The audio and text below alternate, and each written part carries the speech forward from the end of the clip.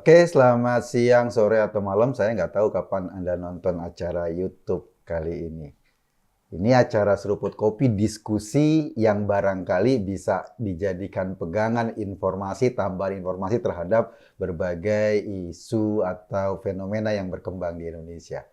Saya kali ini ditemani dengan Mas Justinus Prastowo. Mas, terima kasih sudah hadir. Terima kasih, Mas Eko. Mas Justinus ini dibilang orang keuangan iya, tapi juga dibilang orang filsafat iya. Orang keuangan yang filosof.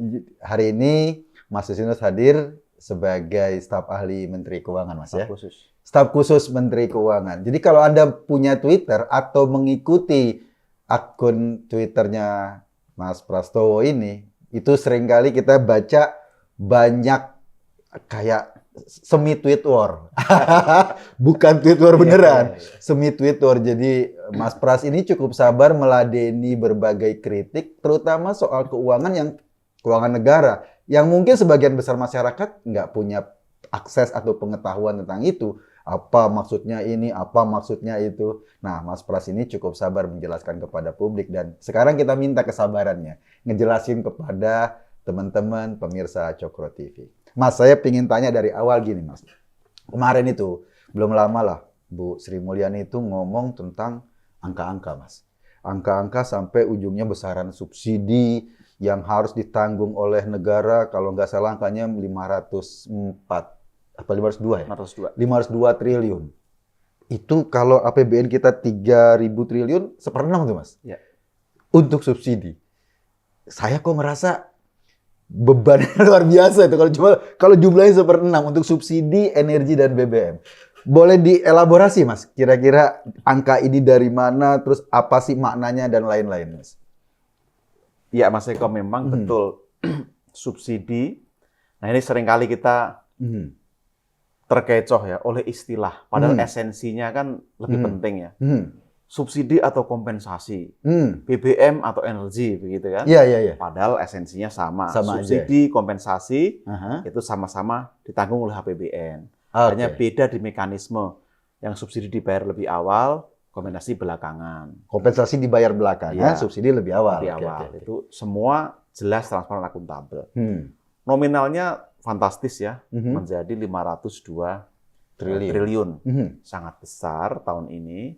Tadi Mas Eko betul, 1/6 APBN. Lalu kita mikir, 1/6 APBN hanya untuk menyubsidi barang yang mestinya hanya diperuntukkan bagi kelompok menengah bawah. Oke. Logikanya kan subsidi atau bantuan pemerintah harusnya untuk orang yang paling miskin ya. Mestinya untuk itu. Kalau statistik ya, ini agak teknis. Dibagi rata 10 tingkatan, 10 desil itu, desil 1 sampai 4 itu yang dikatakan kelompok miskin, itu mereka lah mestinya yang menikmati subsidi. Tapi faktanya ternyata setelah kita cek, justru yang desil 5 ke atas itu memanfaatkan 60% konsumsi BBM bersubsidi. Itu. Oh, oke. Kalau solar lebih dahsyat lagi, 95%. 95% justru dinikmati kelompok mampu. Oke. Ini kan luar biasa. Artinya tidak tepat sasaran. Memang pemerintah melihat ini bukan soal benar salah. Sepanjang tidak dilarang, kita beli boleh. Nah itu dia, itu kan problemnya akhirnya cuma problem moral kan? Problem moral. Orang pakai BMW, beli Pertalite kan nggak ada hukumnya. Jadi ini tantangan edukasi politik. Soal etika publik kita. Boleh nggak beli? Boleh. Tetapi kalau tahu bukan untuk saya, untuk kita, mestinya tidak kita ambil. Kenapa? Karena dengan mengambil itu, kita mengurangi jatah uang yang mestinya bisa kita pakai untuk belanja produktif. Kalau Menteri mengatakan, ini bisa membangun sekian ribu sekolah baru, membangun sekian ratus rumah sakit, puskesmas, membangun jalan sekian ribu kilometer, memberi beasiswa ribuan anak sekolah ke luar negeri biar mereka pinter. Kita berpotensi kehilangan kesempatan yang bagus-bagus itu ketika membiarkan diri kita yang mampu mengonsumsi yang bukan hak kita tadi, termasuk membiarkan kebijakan ini tidak segera dibenahi. Oke. Itu saya rasa perspektif yang mesti kita sepakati bersama. Tanpa kita memandang pilihan politik atau status atau apapun, saya rasa kita sepakat itu kita ingin menuntaskan, mereformasi fiskal kita, sehingga jadi legacy nanti. Siapapun yang akan kontestasi 2024 dan menang, berkepentingan dengan desain kebijakan yang tepat pada saat ini. Mas, ini orang kan bicara soal subsidi energi, subsidi BBM. Sebetulnya dari beberapa kategori BBM kita, yang real disubsidi yang mana sih, Mas? Kan ada solar ya, DEX, ada DEX Lite, ada Pertalite, ada Pertamax. Itu yang real disubsidi yang mana, Mas? Iya. Jadi sebenarnya yang real disubsidi itu hanya minyak tanah. Lalu premium sudah nggak ada premium. Udah nggak ada ya? Lalu solar. LPG. 3 kg itu. Itu yang subsidi. Yang Pertalite, Mas? Pertalite itu kompensasi. Apa tuh, Mas? Jadi, saya ilustrasikan beginilah. Katakanlah harga 15.000. Ya. Lalu Pertamina hanya jual 5.000 katakanlah ya. Yang 10.000 itu selisih. Bisa disubsidi, bisa dikompensasi. Nah, bedanya kalau yang minyak tanah, solar tadi subsidi karena selisihnya ditanggung pemerintah, dibayar lebih awal. Dibayar lebih awal. Betul. Kalau kompensasi tadi, Mas, per 6 bulan atau per setahun baru dibayar oleh pemerintah. Jadi katakanlah Pertamina mengumpulin data, baru kemudian tagihannya. Betul, gitu. Tagihannya diverifikasi, diaudit, baru dibayarkan. Harus lewat proses audit dulu, Mas? Iya, jadi nanti oleh inspektorat masing-masing diaudit, BPKP, lalu pada akhirnya oleh BPK. Dan dipertanggungjawabkan ke DPR melalui Undang-Undang Pelaksanaan APBN. Artinya gini, kalau misalnya solar tadi atau minyak tanah, dari sisi belinya pemerintah sudah beli minyak mentahnya atau apa tuh, Mas? Subsidinya gimana prosesnya? Subsidi itu waktu jual. Waktu jual sudah ditambahin. Sudah ditambahin, sebagian itu uang pemerintah. Oke. Pertalite tadi dikasih kompensasi. Berapa yang kejual? Dia yang katakanlah sekarang 15.000. Berapa sekarang? 7.600. Selisihnya itulah yang diberi kompensasi, dibayar oleh negara. Itu full, Mas. Katakanlah dari 15.000 dikurang 7.600 kan sisanya sekitar hampir. Iya, itu full dibayar oleh pemerintah. Wow. Nah, yang ketiga itu yang Pertamax. Iya. Pertamax DEX, turbo gitu loh kan. Turbo. Itu yang harga pasar, mekanisme pasar. Jadi tidak ada subsidi. Tetapi saat ini, nah ini pemerintah ini kurang baik bagaimana? Apa tuh, Mas? Sudah tidak disubsidi. Pertamina menanggung sebagian. Jadi kalau Pertamax itu harga jual kan 17.000. Dijual 12.500. Yang sisanya ditanggung Pertamina. Pertamina yang nanggung? Artinya sebetulnya saya ini konsumsi Pertamax. Berarti saya disubsidi juga ya? Realnya gitu ya? Iya. Maka kemarin orang meributkan kan.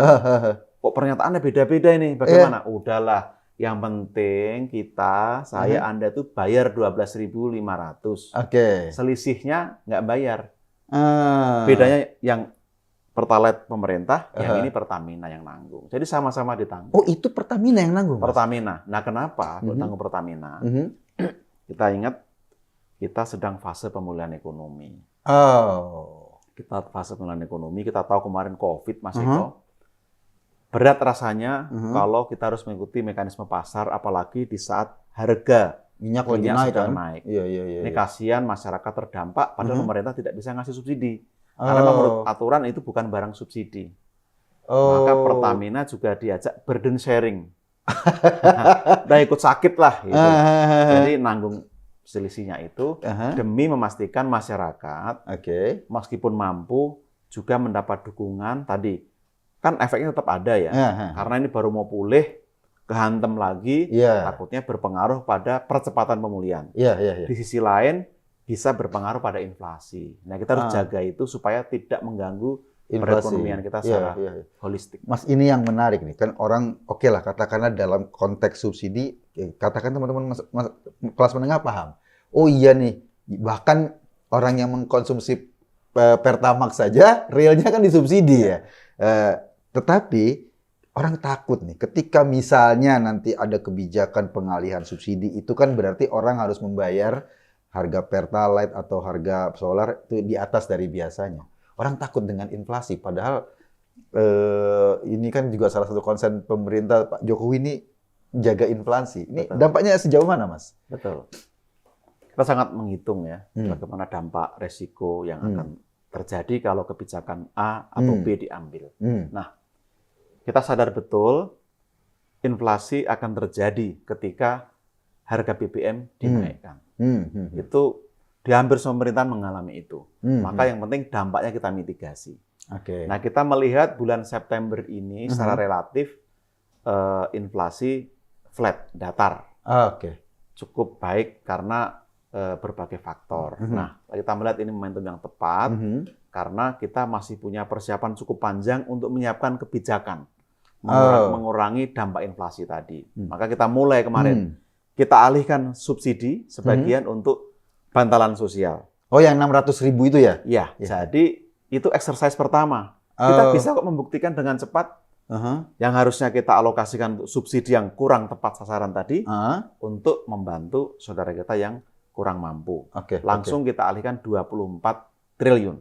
24 triliun? Ya, itu untuk 20 juta keluarga penerima manfaat PKH, lalu untuk sekitar 16 juta pekerja yang gajinya di bawah 3,5 juta per bulan, dan disediakan 2,17 triliun di seluruh Pemda bagi mereka yang tidak masuk skema 1, skema 2, yang bukan pekerja, yang bukan keluarga harapan, sopir, tukang ojek, pedagang gorengan, nelayan, petani, siapapun yang tidak masuk skema itu silahkan memanfaatkan bantuan ini dengan cara mendaftar ke masing-masing Pemda. Oh, jadi Pemda diberi keleluasaan untuk menentukan siapa yang... Betul, karena mereka yang lebih tahu dan supaya birokrasinya tidak terlalu panjang. Nah, ini kan katakan relatif subsidi ini masih terus karena harga belum berubah. Kok sudah dialihkan ke sini? Nanti ini gimana nih, Mas? Iya, karena satu tadi exercise. Kita bisa memberikan contoh dan komitmen ini. Soal naik tidak naik, itu nanti silakan Pak Presiden yang memutuskan. Tapi dari sisi fiskal, kita sudah tunjukkan bisa. Ini tidak mengurangi loh, Mas Eko. Yang 502T tetap 502T. Sampai akhir tahun tetap disediakan itu. Jadi tidak dipotong dari situ untuk bansos tadi. Jadi diambil dari resource lain ya, di sumber lain kita pakai ke sana. Nah, kenapa? Karena daya beli masyarakat harus dijaga. Baik, ada efek kenaikan harga, kita hitung, dikombinasi ke rumah tangga, supaya dia mendapat daya tahan yang lebih baik. Nah, ini nyambung dengan konsep besar dari kebijakan subsidi sebenarnya. Apa tuh, Mas? Subsidi itu selama ini kepada barang. Pupuk disubsidi, minyak disubsidi, lalu listrik, gas disubsidi. Itu ternyata tidak baik karena sering tidak tepat sasaran. Artinya banyak bocornya karena orang yang mampu memanfaatkan subsidi. Dan nggak salah juga secara hukum. Nggak salah juga secara hukum. Tetapi kan kita kehilangan peluang menggunakan uang tadi untuk belanja produktif. Sejak 2-3 tahun lalu sudah dimulai reformasi subsidi dengan memindahkan subsidi dari barang ke orang. Oh, jadi langsung dikasihkan ke masyarakat? Ke masyarakat, penerima yang kita perbaiki datanya. Siapa yang berhak menerima subsidi, kita buat database-nya. Mereka akan diberi subsidi tiap bulan. Jadi harga barang ini akan dilepas kepada pasar? Kepada pasar dilepas, atau mungkin ada subsidi tetapi tertentu ya, yang betul-betul bahan yang elementer untuk masyarakat, tapi pada prinsipnya dilepas, yang diberi daya beli masyarakat. Ini lebih tepat sasaran. Tapi kemarin terinterupsi oleh COVID. Kita mengalami kendala. Kenapa? Karena semua terdampak. Orang kaya, orang miskin terdampak. Lalu kita mau perbaikan database itu mengalami kesulitan. Karena secara fisik tidak bisa memverifikasi. Kalau kita perlu melihat ke lapangan, keadaan rumah tangga, mana yang mampu, yang mana yang tidak mampu. Nah, ini akan kita lanjutkan. Presiden memberikan arah, tetap hati-hati, karena betul-betul kita ini ada pada tegangan memanfaatkan peluang pemulihan, jangan sampai terganggu. Di sisi lain kita juga memanfaatkan untuk reform tadi. Nah, ini takarannya harus tepat betul. Tepat banget ya. Mas, kalau saya lihat ya, kalau saya baca-baca, kadang-kadang saya iseng baca keuangan negara, itu yang dialokasikan ada PKH, ada tunjangan buat pekerja, ada ini, itu banyak banget, Mas.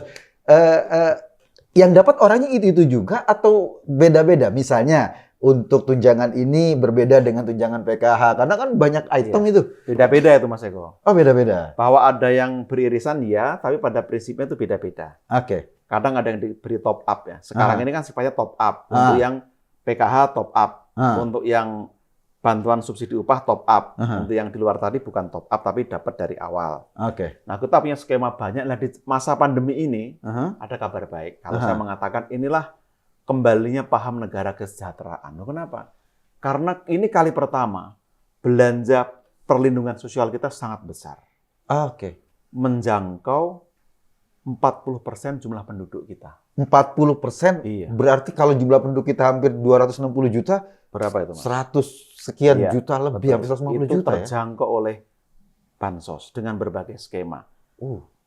PKH, itu ada 20 juta ya keluarga yang dapat. Lalu ada kemarin bantuan pangan tunai, prakerja.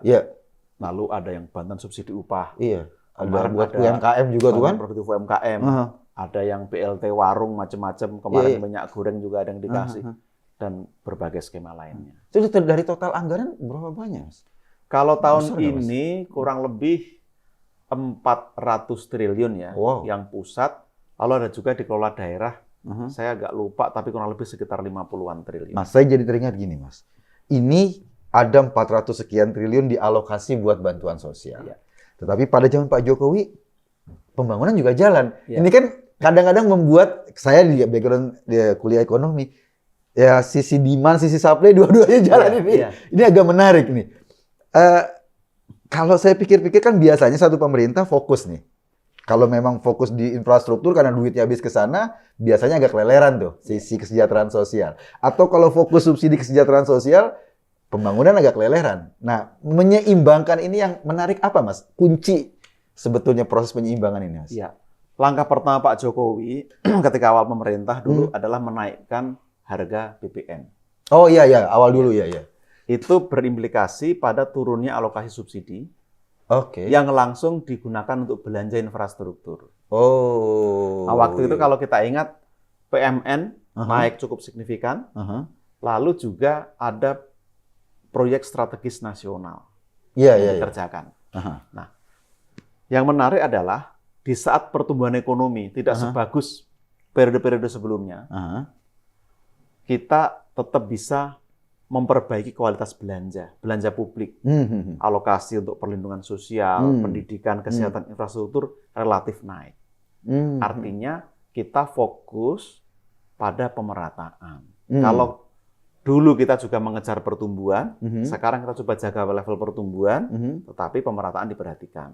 Nah, lalu dari mana strategi ini bisa berjalan dengan baik? Karena kita memikirkan financing-nya. Kalau Mas Eko ingat, yang ribut ya itu soal utang. Iya. Pilihan kita kan cuma dua. Kalau mau levelnya seperti begini saja, ya sudah.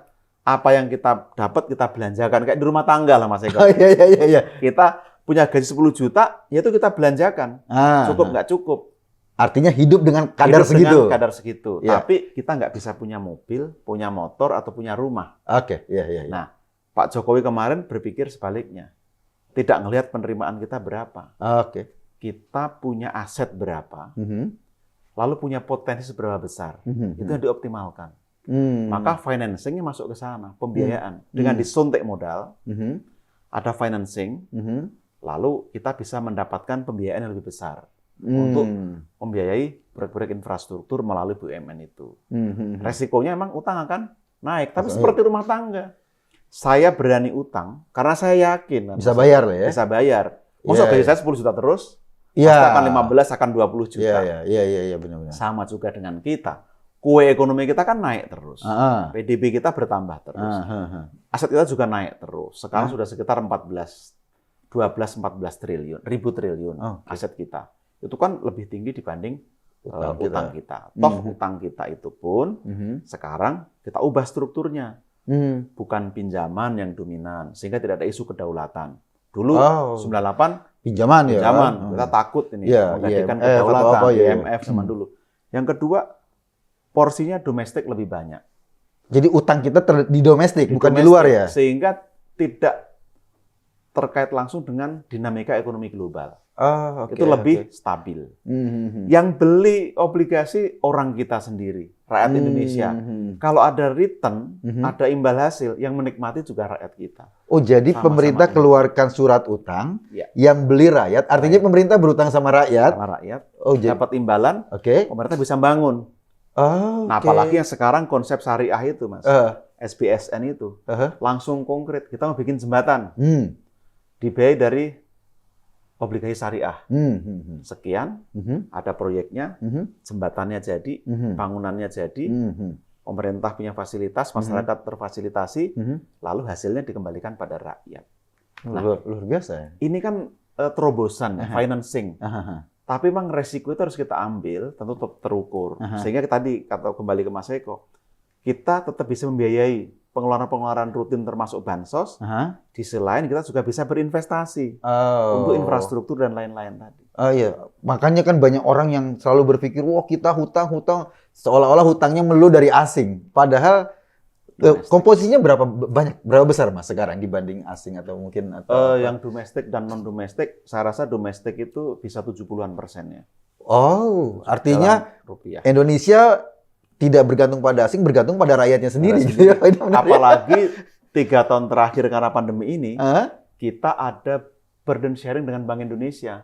Bank Indonesia meminjamkan uang ke pemerintah, beli obligasi pemerintah, pengeluaran untuk kemanusiaan tidak ada bunga.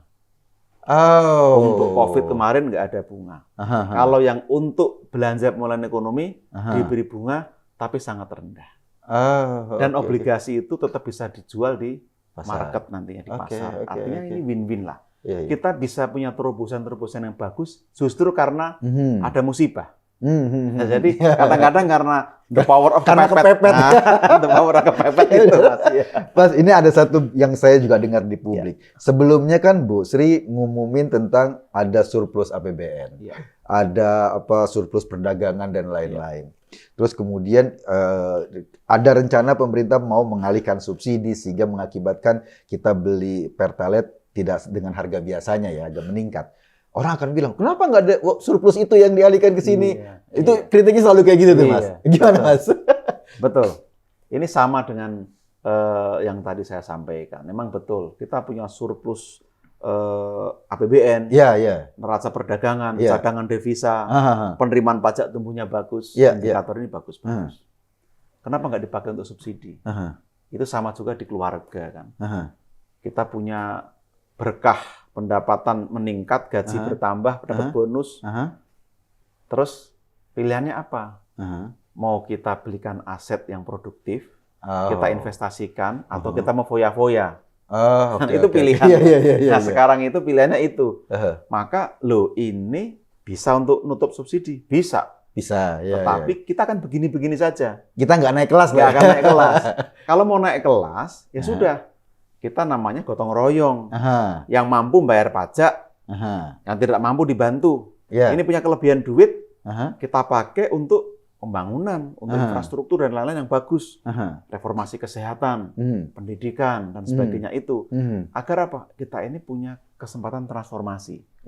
Tapi kalau tidak kita manfaatkan, kita akan jauh ketinggalan dibanding negara lain.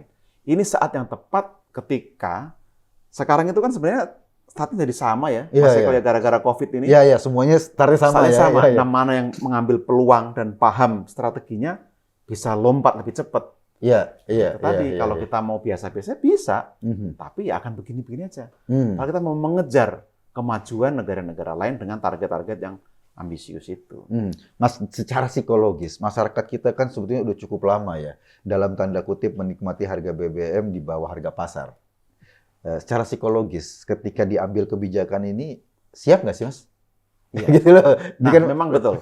Ini mestinya kenaikan atau penurunan harga BBM itu hal yang alamiah saja. Maka dulu kalau ingat Mas Eko, Pak Jokowi pernah bikin kebijakan dilepas ke harga pasar. Kalau naik, turun. Ya. Tetapi memang orang Indonesia itu kan juga butuh ketenteraman. Iya, Sakit jantung, Mas. Besok harga minyak naik, bensin naik. Iya. Sakit jantung ini kan. Iya, Maka perlu ketenangan. Akhirnya diatur supaya temponya tidak terlalu cepat. Nah, sebenarnya ada di situ kuncinya ya.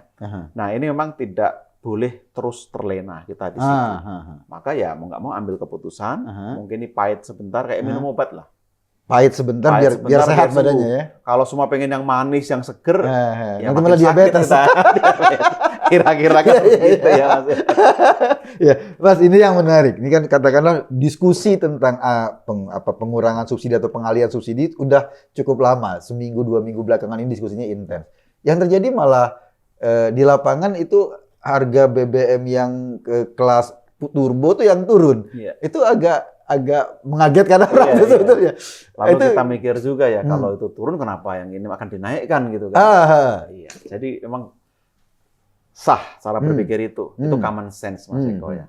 Nah, saya boleh menjelaskan, memang ini turun karena average juga turun ya. Yang swasta-swasta juga turun. Kenapa? Karena ICP-nya turun. Ini mengikuti harga pasar, betul. Nah, faktor pertama itu memang ICP, harga patokan untuk minyak mentah. Oke. Kalau naik, maka harga jual naik, turun ikut turun. Ini dibuat rata-rata. Nah, ada faktor kedua tadi, Mas, kuota. Kalau Pertamax dan sejenisnya kan tidak ada kuota karena itu bebas pasar yang menentukan ya. Ini ada kuota. Nah, tadi saya bilang ini kuotanya mau habis nih. Untuk 12 bulan yang disubsidi, ternyata habis di 10 bulan. Bagaimana yang 2 bulan berikutnya? Nah, kita 2 atau 3 bulan berikutnya. Nah, kalau kita nambah kuota, nambah subsidi otomatis. Ini bedanya dengan yang Pertamax dan lain-lain tadi. Kalau Pertamax konsumsi meningkat, beban keuangan negara nggak ada. Betul. Ini kan harus kita hitung di situ. Mas, kenapa, Mas? Kok dari katakanlah perhitungan 12 bulan, 10 bulan udah habis? Ini ada apa nih, Mas? Ini ada kabar baiknya nih, Mas. Waktu kita ngerancang anggaran 2022, asumsi kita kan nggak jauh-jauh dengan 2021. Nah, ternyata 2022 kita pemulihan bisa lebih cepat. COVID bisa kita tekan. Ada mudik lebaran. Mobilitas berapa juta itu orang mudik, kendaraan, mobile, dan lain-lain. Lalu ekonomi kita juga bergeliat, hampir di semua sektor tumbuh positif, itu juga mencerminkan mobilitas yang tinggi. Nah, artinya konsumsi meningkat. Belum lagi waktu COVID kemarin, kan juga ada insentif untuk kendaraan bermotor. Masih beli nggak kemarin? Sempat beli nggak kemarin? Sempat ada penurunan pajak PNBM ya. Nah, dulu beli dikandangin ini karena belum bisa jalan. Sekarang juga jalan dan mereka juga mengonsumsi BBM. Jadi memang ada lonjakan. Tapi ini kabar baik. Berarti ekonomi kita betul-betul pemulihannya ada pada arah yang benar. Jadi sebetulnya untuk beban keuangan ini kabar dalam tanda kutip buruk, tapi di sisi lain ini kabar baik. Kita makin sehat gitu ya. Nah, harapannya ekonomi kita bergerak, tumbuh, penerimaan pajak meningkat. Nanti APBN kita juga bisa lebih sehat. Mas Pras, ini pertanyaan terakhir, Mas. Kelihatan dari peta pola kita bareng-bareng kena COVID, ekonomi bergerak, problem keuangan negara. Seberapa optimis, Mas, ngelihat Indonesia ini dengan kondisi sekarang, langkah-langkahnya yang sudah disusun oleh pemerintah, dampaknya ke depan, Mas? Kita harus optimis dan mestinya kita juga punya harapan besar masa depan itu bisa dengan gemilang kita raih. Kenapa? Kita dulu ingat, Mas Eko, pesimis semua dalam penanganan COVID. Ternyata kita termasuk yang terbaik bisa menangani COVID.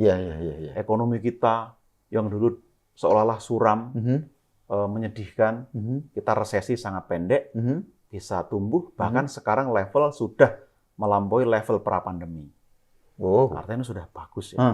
Semua indikator bisa kita jaga, dan bagusnya lagi tumbuh sektor-sektor baru yang dulu terpendam tidak kelihatan. Kesehatan. Ternyata kita potensinya besar. Pangan, dan lain-lain itu juga menjanjikan sekali. Sekarang kita mengoptimalkan resource yang kita punya. Penduduk kita besar, konsumsi tinggi, kita bisa mestinya berproduksi dan juga bahkan mengekspor barang-barang yang kita bisa ciptakan. Lalu menurut saya kohesivitas sosial itu juga penting. COVID ini menurut saya menunjukkan bangsa kita itu bisa bergotong royong dengan baik. Iya. Itu modal sosial yang tinggi. Dalam masa COVID, kita termasuk negara yang paling dermawan di dunia. Oh, iya? Termasuk yang paling dermawan. Luar biasa ya. Luar biasa. Akhirnya kalau kita pupuk, berarti orang-orang ini akan mudah bayar pajak juga. Iya, termasuk paling tertib juga karena paling tertib pakai masker iya, dulu kan. Termasuk bagus. Saya rasa ini modal sosial, Mas. Iya. Jadi kita nggak ada alasan untuk pesimis. Semua indikator juga bisa kita jaga. Kalau tadi saya jelaskan, kalau soal utang segala macam, ini kan buat produktif, pembiayaan yang memang kita butuhkan. Iya. Dan kita jaga terus, tidak hanya rasio, tapi juga kemampuan kita untuk menghasilkan lebih besar lagi. Nah sekarang transformasi kita, masa-masa kritikal di beberapa tahun mendatang ini. Kalau kita bisa prepare fondasi yang kuat, kita bisa melompat, kita bisa membuat lompatan besar. Tapi kalau kita kan begini-begini saja, malas, lalu sibuk untuk gontok-gontokan, murung, pesimis, ya jangan harap ada energi yang bisa membuat kita lompat gitu kan. Iya. Itu saya rasa. Ya, artinya dalam konteks ini kebijakan seorang pemimpin ya, katakanlah presiden, juga menteri-menterinya, itu pada akhirnya harus benar-benar solid kan, membawa Indonesia melompat ke depan. Faktor leadership dan juga rasa saling support, tolong-menolong, empati, itu menurut saya juga penting, Mas Eko. Oke, Mas Pras, terima kasih. Sudah diskusi asik banget ini. Barangkali sedikit bagi teman-teman yang nggak concern untuk angka-angka ekonomi ya agak sedikit. Tapi minimal kita bisa dapat pengetahuan bahwa sebetulnya bangsa ini luar biasa. Kita melewati pandemi dengan cepat. Kita termasuk negara yang pemulihan ekonominya jauh lebih cepat dibanding negara-negara lain. Tadi seperti diterangkan sama Mas Pras, bagaimana sekarang fokus kita menjalankan semuanya tepat sasaran. Subsidi mestinya untuk orang-orang yang layak dibantu, karena itu fungsi negara, mengadministrasi keadilan sosial. Jangan sampai kalau salah sasaran atau apa, itu justru akan menjadi beban dan akhirnya dampaknya tidak efektif. Teman-teman semua, diskusi kita agak seru dan Mas Pras kita seruput dulu kopinya.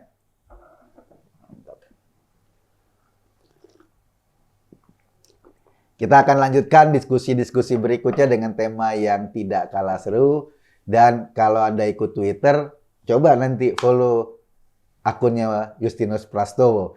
Akan ada banyak keterangan sambil mendetailkan yang tadi diomongin. Sekaligus ada tweet war juga kadang-kadang. Terima kasih. Assalamualaikum warahmatullahi wabarakatuh.